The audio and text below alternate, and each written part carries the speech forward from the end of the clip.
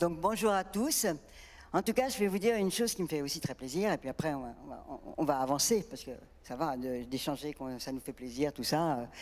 Ce qui me fait plaisir, c'est de voir aussi que dans les cités, dans les villes, dans les paroles, dans les associations, dans les institutions, la question du design comme un outil de recherche. Alors je vais faire rire certains profs, mais la question de la recherche est effectivement devenue quelque chose d'absolument essentiel et surtout quelque chose qui avance tous les jours. Cathy Savouret, je ne peux pas m'empêcher de l'appeler comme cela, adjointe au maire de Tours, responsable de l'urbanisme, si je ne dis pas de bêtises. Elle a un discours qui est une chose, mais aussi les choses avancent dans les villes, avancent sur les territoires. Je suis présidente d'une association qui s'appelle Faire par l'art et la culture et qui s'adresse à des maires de villes de moins de 20 000 habitants. Et la question du design et de ce que peut faire le design sur les territoires est lancée. C'est-à-dire que cette question de qu'est-ce qu'est le design et qu'est-ce que peut le design, il va bien falloir qu'on change de ton, parce que on sait l'importance du design. Et quand j'entends effectivement Bernard Plat également parler de tout ce qui se passe au niveau de Valescence, eh bien, on voit qu'il y a plein de choses qui se font, qui s'organisent. Et ce que on m'a lancé souvent en disant, mais enfin, la question de la recherche en design, c'est pas concret.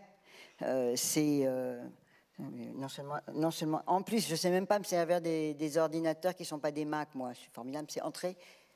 Voilà, c'est bon, ça va aller. Ouais, c'est pareil, ok, ça marche.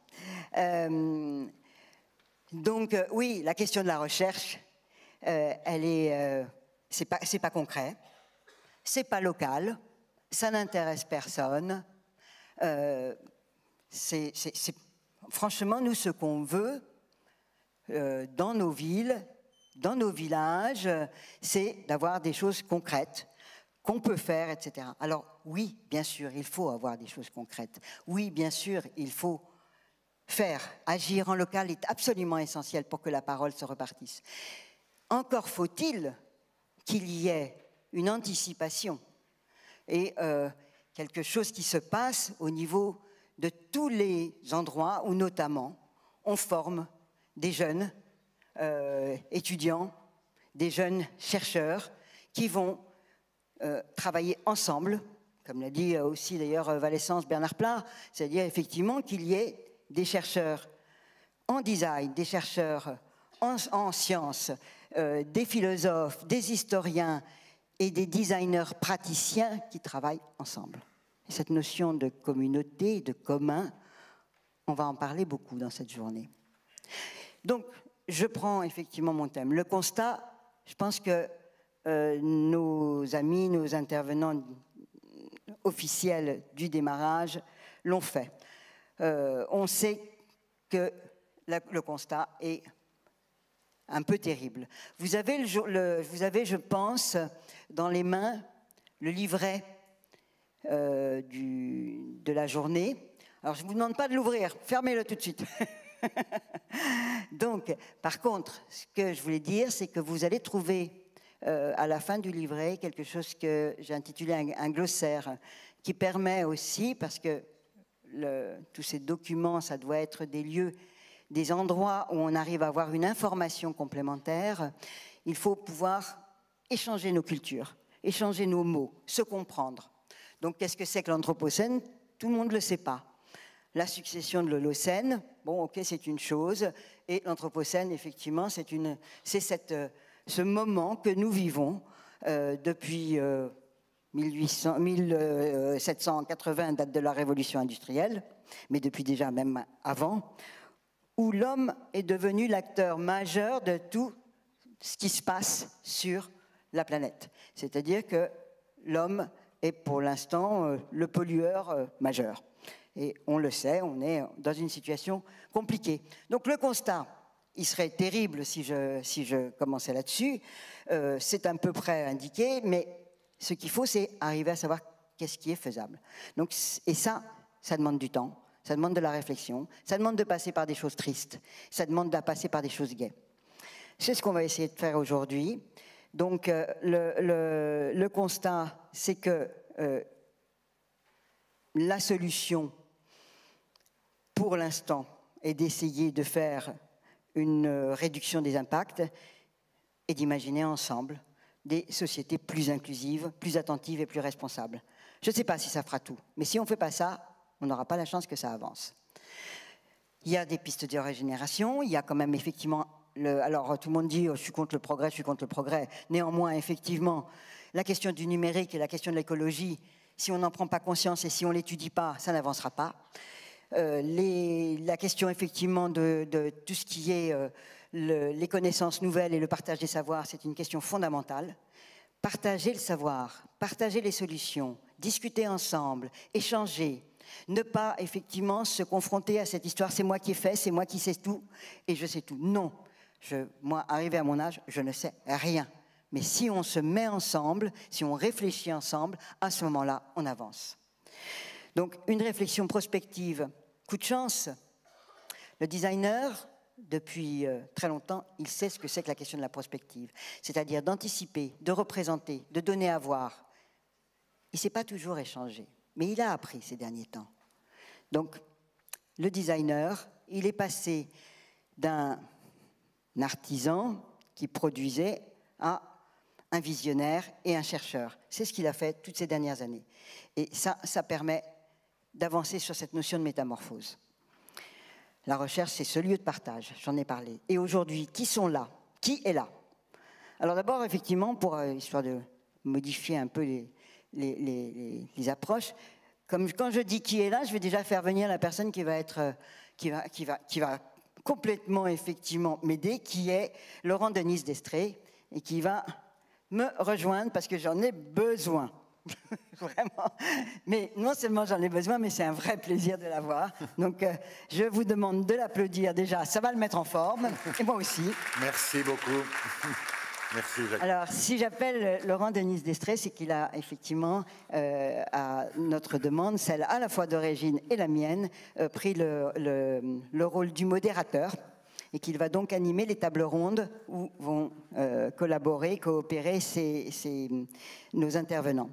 Donc, nos intervenants, je te passe tout de suite la parole, je t'ai fait vivre, ils vont parler de quoi? Ils vont parler de tout ce qui est aujourd'hui des problématiques du complexe, la question du transport, la question de l'information, la question des soins, la question des ressources et des déchets, la politique publique, les expérimentations, les communs, les datas, la culture, la formation. J'aurais bien voulu l'agriculture aussi d'ailleurs, mais on l'a pas. Mais bon, ça sera une autre fois. Et la démocratie. Mais la démocratie, Ridibord, elle est partout, dans chacun de ces sujets. Attends, j'ai pas dit qu'elle... Oui, tu as raison, j'ai dit elle l'est. Le débat elle devrait être partout. Le débat commence. Voilà. Merci, Rudy. Voilà, effectivement, ce débat-là, c'est un débat extraordinairement complexe. Tout le monde voudrait que tout soit simple, mais on sait bien, tout n'est pas simple. Donc, c'est pas simple, et chacun des intervenants, vous amenez une partie de notre complexité.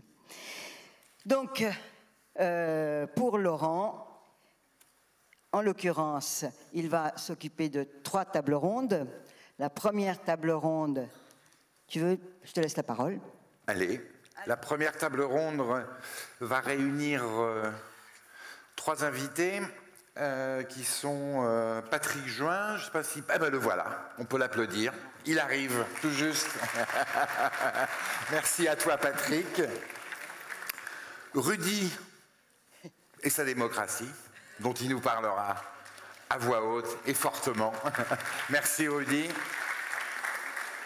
Et puis Sophie Larger, qui nous parlera d'un domaine qu'on ignore ou qu'on a ignoré longtemps et qui est important de remettre au cœur du débat de notre société.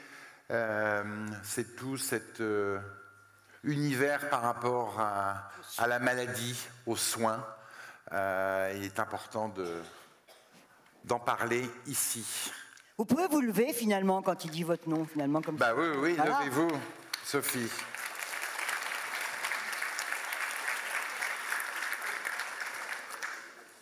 Et avant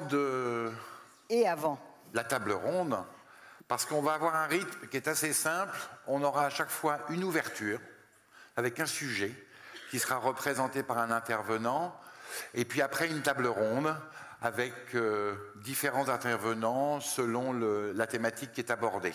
Donc ça sera rythmé. Ce matin, on a une première table ronde, on en aura 2 cet après-midi. Et pour l'ouverture, nous avons l'immense plaisir d'avoir... Antonella Tufano. Où est Antonella? Elle est là. Elle est là, mais je suis sûre qu'elle est là. Reconnaissable avec ses lunettes vertes, c'est facile. On a une image avec des lunettes rouges, c'est embêtant, mais bon. Donc Antonella, elle va nous va nous parler de la question du milieu. Voilà. Et en tout cas, ce que je voulais simplement dire, après je te repasse immédiatement la parole, c'est la question des ouvertures et la question des tables rondes. Qu'est-ce que c'est? L'ouverture, c'est la présentation d'un sujet qui est effectivement un sujet, j'allais dire d'actualité, on pourrait l'appeler comme cela, effectivement, c'est-à-dire une prise de conscience sur un sujet. La question du milieu, on va dire qu'il y a effectivement une réalisation de qu'était la question de l'environnement, quelle est la différence entre le milieu et l'environnement. Elle nous parlera de cela tout à l'heure. Et la table ronde qui suit est aussi un état, tout d'un coup, de comment un projet simple va devenir un projet complexe. Pourquoi un projet simple est un projet complexe? Donc ça, c'est à chaque fois, vous aurez une ouverture avec un scientifique ou un chercheur ou un historien qui posera les choses et une table ronde qui sera le lieu de débat. Mais surtout, pour avoir un vrai débat et une vraie réflexion et pour avancer tous ensemble, on va avoir besoin de vous. Et comme l'a signalé Madame le maire adjoint, très heureux de voir qu'il y ait beaucoup de jeunes dans cette salle, parce que si on voulait simplifier, la métamorphose future, c'est vous. Et on va avoir besoin de vous pour nous accompagner, pour nous aider et surtout que vous preniez le relais de manière un peu plus accélérée et un peu plus active que nous avons pu le faire ces dernières années. Donc c'est nous qui comptons sur vous. Merci à vous. Le programme de l'après-midi, tu veux que je le dise vite fait, du coup? On parle un peu du programme de l'après-midi? Ouais, allez. On se relève. Bon, moi, je vais là. Je peux peut-être effectivement... Donc, le démarrage de l'après-midi, ce sera une ouverture... alors, oui, si, je peux peut-être aussi dire quand même que ça s'arrête à 12h30 si je regarde Régine. Voilà. Et il y a une erreur dans le... Enfin bon, bref. 12h30. On va déjeuner. On revient à 14h15 pour accueillir Pierre-Damien Huyghe. Pierre-Damien Huyghe qui est un philosophe et qui va nous parler de simplifier. Donc, la table ronde suivante, tu as les 3 noms. Alors, tout à fait. Nous aurons la table ronde qui va essayer de poser la question sur un changement de point de vue ou comment le design opère pour trouver des simplicités nouvelles. Et le mot « nouvelle » est important. Et pour cela, nous allons avoir 3 intervenants. Nous allons avoir Grégoire Alexis Tabling, qui doit être là, ici, Grégoire Alex, il est là. Hein. Nous aurons Léo Guy de Narcy. Je ne sais pas s'il est déjà arrivé. Vu, donc si on ne voit pas une main se lever. Il va arriver. Et puis, Régine Charvet-Pello, que vous connaissez, qui nous a accueillis. Après, à 16h, on aura une ouverture. Voilà, 3e ouverture. Et donc, nous avons Sophie Penn, qui est là, ici même. Tellement, voilà, bien sûr, tu peux te lever. Et Sophie Penn va nous donner plein d'espoir. Oui, c'est ça. C'est l'espoir. C'est l'espoir de la métamorphose. C'est la question de la métamorphose. Je ne sais pas comment elle a pris le sujet, mais je sais une chose, juste, effectivement, c'est qu'elle a beaucoup travaillé là-dessus, et que si on s'est retrouvés sur ce programme, c'est parce que je sais qu'elle collabore avec des amis, parce que dans nos domaines, on se connaît tous. On est tous amis, et sauf le jour où on est ennemis, et après, le soir, on est de nouveau amis. Et donc, elle travaille avec plein de chercheurs et d'enseignants dans le cadre d'un collectif qui travaille sur la métamorphose, comme c'est étonnant. Et ensuite, notre dernière table ronde, c'est la question... plus autour de la recherche et de tout le travail que mènent les chercheurs, les enseignants, depuis plusieurs années avec leurs étudiants en recherche, les futurs doctorants ou doctorants en cours. Nous allons avoir plusieurs intervenants. Nous aurons Caroline Zahn et Sylvia Fredriksson, pardon. On peut applaudir. Nous aurons Vera Bor, ici, qui nous parlera de la dimension politique de la simplicité, vaste sujet. Nous aurons Valentin Sanitas, qui nous parlera du design d'exposition comme une pratique de terrain. Et puis Marcella Mussy, qui nous parlera de l'inclusion, qui est ici au second rang. Voilà, donc un programme riche, varié, multiple, et qu'on va essayer de débattre en toute simplicité avec vous tous. Alors, pour aller très vite, parce qu'il faut que je finisse dans 5 minutes à peu près, ou 10 minutes, je crois. On tienne le temps.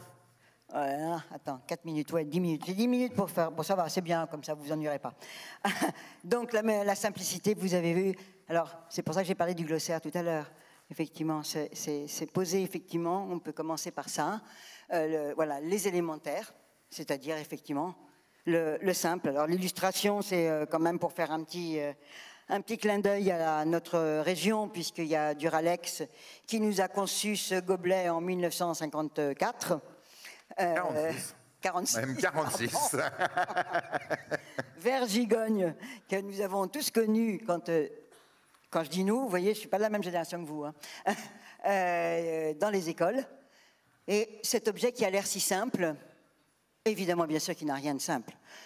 Quand vous aurez certainement la possibilité, puisque ça a été repris, d'aller visiter... Par une coopérative, sous la forme d'une coopérative aujourd'hui. Exactement, grâce à une coopérative. On en félicite les ouvriers qui ont tous participé à sauver cette entreprise. Parce que le travail, effectivement, de moulage de ce type d'objet, c'est extraordinairement sophistiqué, compliqué. On espère d'ailleurs que ça va être quelque part plus simple. Là aussi, la question du numérique et du progrès, ça peut quand même aider. Maintenant, la question de la pollution et des matériaux, c'est des vraies questions. Donc, tout est très compliqué. Et donc, forcément, c'est cette question du complexe auquel on arrive très rapidement, c'est-à-dire la question, à partir d'un objet, de passer à un système. Et c'est un des défis de toute cette théorie de la complexité, qui est de savoir traiter des systèmes. Et il y a un acteur qui en a très bien parlé, mais il y en a plein d'autres. Mais c'est vrai qu'il y a Edgar Morin, qui est... que nous entendrons grâce à un film. Que nous entendrons tout à l'heure, donc je ne veux même pas en parler. Voilà. Ça m'évite de parler de ce qu'il a traité toute sa vie. Et il a quand même 103 ans, je crois, aujourd'hui, à peu près. Donc, il a eu le temps de l'étudier pendant 30 ans en écrivant son ouvrage majeur qui s'appelle La méthode. Et là, vous verrez, on va lui passer la parole, mais ce ne sera pas trop long, ne vous inquiétez pas. Par contre, une chose qu'on sait moins, en dehors de la complexité dont on a parlé un petit peu quand même, on a commencé à aborder, sur le fait effectivement que ça permet de surmonter la question des défis, puisque ça permet d'analyser chaque objet du système et de voir toutes les interactions. Mais il y a aussi une autre chose qui est très importante dans cette approche d'Edgar Morin, c'est celle de la notion de l'incertitude, du hasard, de ce qui peut se passer, dans le bon sens ou dans le mauvais sens. Et ça, si on n'anticipe pas, il ne se passe rien. Si on anticipe, il peut se passer aussi beaucoup de choses. Mais au moins, on sait tout ce qui peut se passer. Et c'est important. Voilà. Et la question de la métamorphose, la question de la métamorphose, c'est une question qui est toujours compliquée puisque chacun le prend d'un sens différent, que ce soit Ovide qui nous a raconté toutes ces histoires qui nous ont tous transportés sur les histoires des dieux, des déesses et comment effectivement tout d'un coup la Terre s'est transformée d'une masse molle à une belle planète structurée. De Kafka, qui nous fait penser qui nous ramène sur une autre forme de démétamorphose, mais aussi de toutes les espèces animales qui se transforment, le papillon étant l'exemple le plus connu, mais bien sûr vous avez les batraciens, etc., etc. Et surtout, il y a cette avancée scientifique, chimique, qui permet aussi de savoir comment il y a eu des démarrages de vie sur la Terre. Et donc, la métamorphose, ça peut être un petit changement, mais ça peut être aussi destruction totale et renouveau. C'est pas gai de parler de ça, mais ça existe. Et les scientifiques qui travaillent sur la question de la physique, de tout ce qui est la complexité du monde, ont déjà bien connu le fait que la Terre, les planètes, le système avaient connu énormément de systèmes de destruction totale et ont parfois refabriqué des choses. Je ne suis pas dans le... Alors, on ne va pas être que pessimiste. Il y a eu des destructions, mais il y a aussi des évolutions. Oui, il y a eu des évolutions. Il faut garder l'espoir. Il y a eu des évolutions, il y en a eu surtout quand tout le monde faisait lien. C'est-à-dire la question du lien, de relier, qui est une des caractéristiques de ce qu'on peut faire avec un système complexe. Comment est-ce qu'on peut mettre en avant ce qui unit, ce qui interagit, ce qui relie. Et ça, message d'espoir.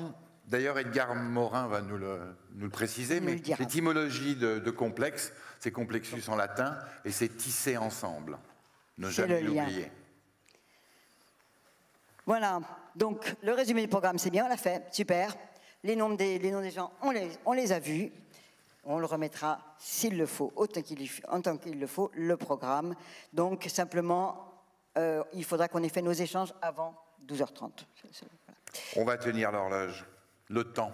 Je vais passer à mon intervention et je vais la faire en 3 minutes. Ah oui, j'en ai passé une là déjà, même deux. Donc, alors, je démarre effectivement, après tout ira bien, vous serez avec les intervenants. Je fais juste un petit rappel de quelques histoires pour me faire plaisir, simplement pour dire que cette histoire du design, elle a une histoire longue, et que certains d'entre vous, tiens, les étudiants qui sont là, que les étudiants lèvent la main. J'aime bien savoir, moi, ça, toujours, les bons vieux réflexes. On étudie toujours. On étudie toujours. Il y a des tricheurs, moi aussi. On étudie toujours. Voilà. Bon, c'est bon, tout va bien. Le progrès est là. Et si le design peut quelque chose, en tout cas, on est plusieurs à émettre des tas de versions différentes. T'inquiète pas, Rudy. Voilà. Alors, la banalité d'une histoire, oui, c'est une histoire longue, et je passe tout de suite effectivement au fait que c'est aussi une histoire d'évolution. Donc je pense que c'est simplement ça qu'il faut se rappeler. Souvent, l'histoire du design, on dit, bah, ça a commencé, la première, enfin voilà, quand on veut aller dans l'histoire traditionnelle du design, on la prend en 1780, date de la première révolution industrielle, où le designer a fait des moules, a appris aux industriels à connaître leurs industries et à fabriquer des formes simples. Mais le designer, il est apparu bien avant. Et soyons clairs, effectivement, il y a eu très rapidement une spécialisation des métiers dès très longtemps avant. Voilà, c'est pas ma spécialité du domaine, mais en tout cas, le designer, c'est celui qui pense à ce qui est autour de nous et qui fait le mieux possible pour que les lames coupent, pour que les silex taillent, etc. Donc c'est ça qu'il faut retenir, c'est cette amélioration du geste, cette amélioration de la forme, cette bonne utilisation de la matière, et à ce moment-là, on peut avancer et évoluer dans le bon sens. Pareil pour l'écriture, même si effectivement la presse de Gutenberg a sorti des lettres qui étaient plus simples à faire. Vous voyez que c'était quand même... Je ne sais plus comment elle s'appelle celle-ci d'ailleurs, la Futura, je ne sais pas quoi, enfin non, c'est pas ça du tout. Je ne me rappelle plus. Mais elle a un nom, cette police de caractères, et c'était une police de caractères qui était plus simple pour faire qu'effectivement les caractères de fonderie puissent, les premiers de Gutenberg quand même, vers 1400 et quelques, puissent écrire. Alors on passe très très vite, quand même, à toute cette histoire. Maintenant que j'ai introduit effectivement que ces métiers de formes nouvelles, d'élaborateurs de formes nouvelles, ça existe depuis tout temps. La séparation des métiers s'est faite au fur et à mesure. Au début, l'artiste, artisan, savait effectivement faire plein de choses et chacun se spécialisait en fonction de son lieu de vie, de son territoire, de ses compétences, des besoins, des demandes. Et c'est comme cela que la spécialisation s'est faite, au point qu'aujourd'hui, on a des métiers, on a des artistes, on a des architectes, on a des graphistes, on a des designers, et certains qui font tout à la fois, évidemment. Voilà. Et la question de l'approche généraliste, elle est importante. Les designers la défendent beaucoup, cette approche. On est généraliste, mais il faut aussi, si on est généraliste, on fait certaines choses. Il faut tout de suite faire appel à des spécialistes. Et l'important, c'est que les généralistes et les spécialistes travaillent ensemble. Alors, en supprimant l'ornement, ok, ça a donné naissance à l'esthétique contemporaine. Vous pourrez aller chercher, on y reviendra, même dans l'histoire qu'on va développer aujourd'hui. L'histoire des métiers, c'est ce que je vous disais. C'est-à-dire, effectivement, la notion de designer, ça intervient au moment où l'industrie est née. 1905, c'est les premières inscriptions de ce qu'on appelle design au sens moderne du terme. Alors je passe vite, j'avais dit que je passais vite, donc on ne perd pas de temps, j'ai dit. Le design a une histoire, mais je ne vais pas vous la raconter là maintenant, parce que sinon, on en a pour une journée d'études, ça sera une autre fois. Voilà. Et on arrive effectivement à une société que vous connaissez mieux, qui est d'arriver, c'était l'objectif effectivement de toutes ces entreprises à l'époque, si on prend des modèles, entre guillemets, comme les créations de Jonathan Ives, parce que c'est quand même, effectivement, le iPhone est encore aujourd'hui un modèle très très important pour nous, mais il est parti de la boîte noire, et le nombre d'entreprises qui ont tout fabriqué en termes de boîte noire est très très important. Donc, Léonard de Vinci lui disait toujours la simplicité et la sophistication ultime. Qu'est-ce qu'il mettait dans ce sens-là? Ce n'était pas forcément la même chose que ce qu'on met nous. Par contre, ce qu'il savait, c'est qu'il savait à la fois dessiner, représenter, penser, réfléchir. C'est-à-dire, là encore, je prends un exemple dont je n'ai pas parlé, qui est la question de l'ingénieur. L'ingénieur, au XVIe siècle, il savait tout faire. C'était généraliste. C'était un généraliste qui savait, aussi bien comme Léonard, peindre, représenter, etc. Aujourd'hui, le designer est en train de quitter son approche, à mon avis, de généraliste pour aller vers des spécialisations et une autre forme de pouvoir. Cette autre forme de pouvoir, elle est liée à la question de l'éducation, puisque j'ai pas mal d'étudiants, j'en profite.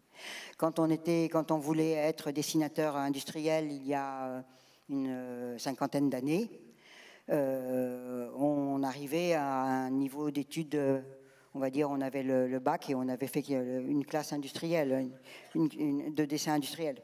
Aujourd'hui, les designers, ils font 5 ans, ils font 3 ans parfois, mais normalement 5 ans pour devenir designer, et bien souvent continuent sur de la recherche avec derrière 3 à 5 ans d'études. La question de la spécialisation, de la connaissance, eh bien, elle arrive aussi par là, c'est-à-dire à un moment donné, il faut apprendre tout. Je passe, pour parler juste vite fait, de la question de la société de consommation, parce que c'est bien d'être designer, mais si c'est pour nous fabriquer à chaque fois plus, et c'était indispensable, je veux dire, à chaque moment, une évolution. Le designer, il est formidable, il simplifie. Et puis, à un moment donné, il faut passer à autre chose, parce que cette société de consommation, je ne vais même pas en reparler. Voilà, donc comment est-ce qu'on peut aborder la complexité, comment est-ce qu'on peut se poser les nouvelles interrogations. Et vous avez aussi des architectes d'intérieur, des paysagistes qui sont aussi des artistes. Et je pense à Cizanowski, qui est l'auteur de ce dessin et de ce travail en commun avec les castors. Et je passe les images.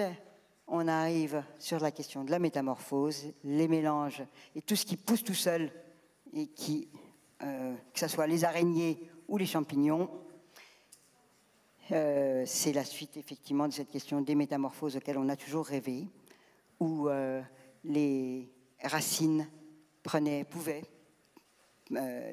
poussé à partir de nos doigts. Et je termine. J'avais promis 3 minutes, j'ai fait 5 minutes. Donc, après, avec une image qui est absolument tout à fait politique et d'actualité, on va dire, c'est-à-dire de Mathieu Le Hanner, qui est designer. Et pourquoi j'ai pris cette image, qui est d'ailleurs très mauvaise, c'est parce qu'on m'a beaucoup parlé du fait, effectivement, que la question de la recherche des designers, c'était pas concret. Ça donnait pas de résultats. C'était compliqué à lire. Mathieu Le Hanner, quand il a fait son diplôme il y a je sais plus, 15 ans, je sais plus, 2000. Dis Jeanne. Donc 24 ans. Il travaillait sur la question du sensible, des odeurs. Et tout le monde se disait, mais qu'est-ce qu'il va faire avec ce travail? Mais qu'est-ce qu'il va faire? On ne comprend pas ce qu'il fait. On ne sait pas où il va. C'est intéressant, mais voilà. Voilà.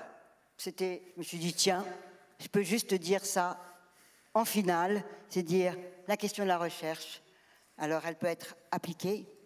Ça peut être une recherche-action, ça peut être une recherche appliquée, ça peut être une recherche sur tous les domaines. Mais ce qui est absolument essentiel, c'est d'arriver à épuiser, à travailler sur un sujet, d'aller au fond et d'agir en interaction et de travailler à plusieurs. Voilà, c'est ça que je voulais dire.